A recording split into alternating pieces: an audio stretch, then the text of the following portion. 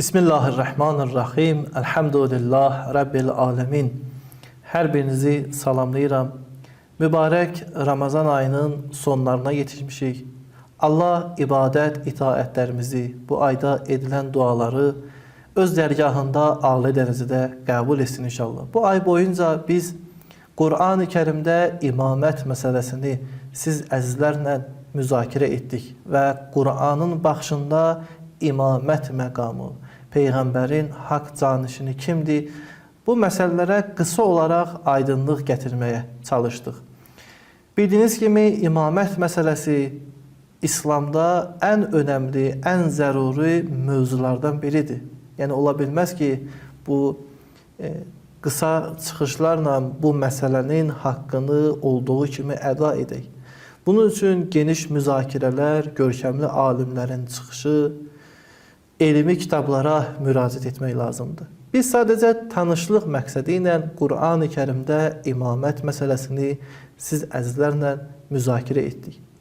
Yekun olaraq imamət məsələsi barəsində istərdim bu sual ətrafında danışaq və bir çox zaman bu məsələ bir çox şəxslərin dilindən səslənməkdədir. İmamət məsələsi tarixi bir məsələ deyilmi? Nə fərqi var sizin üçün? Peyğəmbərdən sonra İmam Əli xəlifə oldu ya başqa şəxslər? Olub da, gəlin bunu qəbul edin.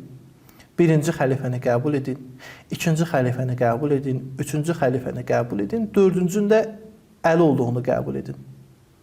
Nə ehtiyac var bu məsələləri siz müzakirə edirsiniz? Tarixi geri mi döndərəcəksiniz? Və yaxud bəziləri məsxərə olaraq deyir ki, siz seçkilərə hazırlaşırsınız.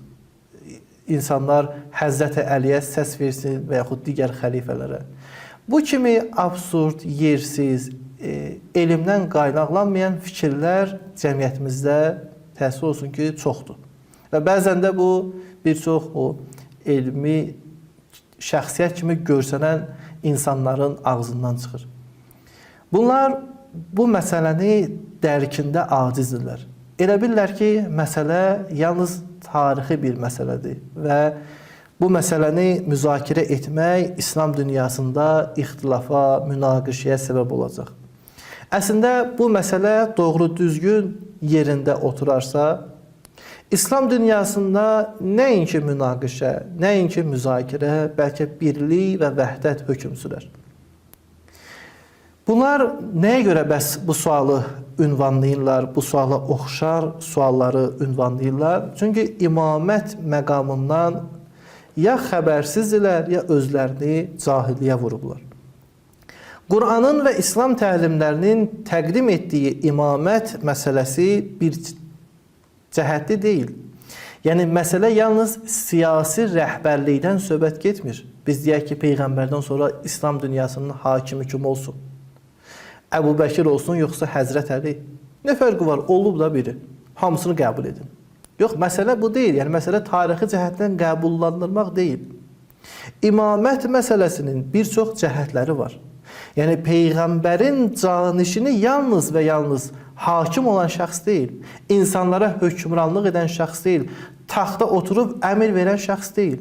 İmamət məqamının şaxələri var. Onlardan biri hakim olmaqdır, yəni siyasi hakimiyyətdir.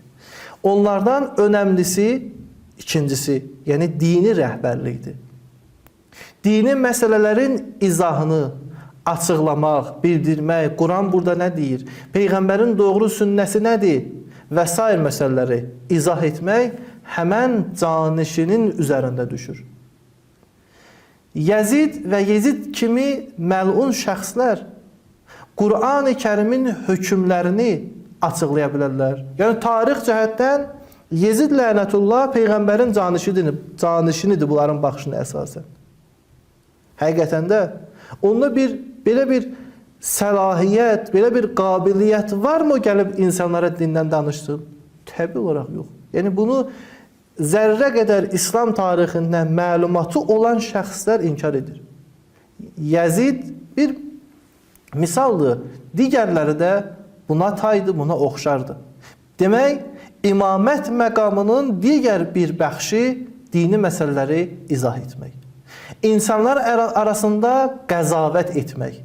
Yəni hökm bildirmək, doğru, yanlışı çatdırmaq.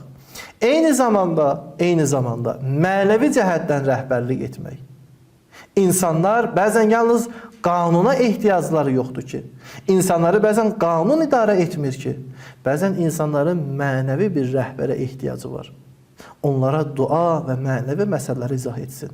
Demək, imamət məsələsi, bəli, bir cəhətdən tarixidir. Amma günümüzə nisbətlə bu məsələ tarixi deyil. İstər siyasi cəhətdən olsun, istər dini rəhbərlik cəhətdən olsun, istər qəzavət cəhətdən olsun, istər mənəvi cəhətdən olsun, imamət məsələsi günümüzdə də aktivdir. Bugün müxtəlif terrorçu şəxslər özlərinə əmr sahibi deyir və deyir ki, biz Allah Rəsulunun xəlifəsiyik. Necə ola bilər? Bin Laden də özünə Allah Rəsulunun rəhbəri desin, Səddam Hüseyin kimi şəxslərdir və yaxud digər şəxslərdir. Yəni bunlar imamət məsələsini başa düşmədikləri üçün ən mənfur şəxslərə də deyirlər ki, bu Allah Rəsulunun xəlifəsidir. Yəni əgər hakimiyyətə çatıbsa, bəli, Allah Rəsulunun xəlifəsidir. Bu məsələ yəni siyasi formadan da bugün İslam dünyasında ixtilafa səbəb olub. Hələ digər məsələləri qoyaq. Demək, Qur'an-ı Kərimin baxışında və Şiənin təqdim etdiyi imamət anlayışı İslam dünyasını parçalamaq üçün deyil, bir araya, bir vəhdətə gətirmək üçündür. Və inanın ki, bu baxış yalnız və yalnız Şiəyə də məxsus deyil. Bir çox mühəqqiq əhl-i-sünnə alimləri, təhqiq əhli olan əhl-i-sünnə alimləri bu iddianı ediblər və bunu qəbul ediblər ki, bəli, Peyğəmbərdən sonra haqq canişin Əli ibn Əbi Talibdir. Ondan o tərəf olan şəxslər zahirən hökmranlıq ediblər. Buna görə Əli əleyhissalamın imam olmağı hamı üçün keçərlidir. Sözümə Fəxrəddin Razinin bir sözü ilə tamamlayıram. Sadə bir məsələdir. Namaz əsnasında Bismillahirrahmanirrahim biz ucadan deyək, yoxsa sakit deyək? Bir fikri bir məsələdir. İnsanlar, müsəlmanlar namaz qılır. Sual, siz namazda Bismillahı ucadan deyirsiniz, yoxsa ahəstə, yavaş deyirsiniz? Fəxrəddin Razi deyir ki, Ömərin rəvayətinə əsasən Ömər Bismillahı yavaş deyilmiş bütün namazlarda. Sonra deyir ki, və kana Ali ibn Əbi Talib əleyhissalam yaqul. Amma Ali ibn Əbi Talib belə deyərmiş. Ya mən zikruhu şərəfun lizzakirin. Ey zikri, onu zikr edənlərin şərəfi olan, yəni Allah. Və bunun kimi sözlər deyir 50 sıramdan çoxdur. Necə ola bilər Allahı zikr etmək, onu zikr edənlərin şərəfi olsun və Bismillah ki, ən böyük zikirdir. Bunu insan ahəsə desin, özə namaz alındı. Sonra diqqət edin, Fəxr Razi buyurur ki, Ənə Aliyyən radiyallahu anhu kanə məzhəbuhu əl-cəhru bi Bismillahirrahmanirrahim fi cəmi'is salavat. Əli ibn Əbi Talibin məzhəbi, baxışı bundan ibarət idi ki, o bütün namazlarda Bismillahı ucadan deyirdi. Sonra Fəxr Razi buyurur ki, وَمَنْ اِقْتَدَى فِي دِينِهِ بِعَلِيِّ بْنِ Əbi Talib fəqəd ihtəda. Hər kim öz dini məsələlərində Əli ibn Əbi Talibə iqtida etsə, hidayət olacaq. Və dəlilu aleyh qoluhu aleyhissalam. Və bu sözə dəlilim Allah Rəsulunun sözüdür.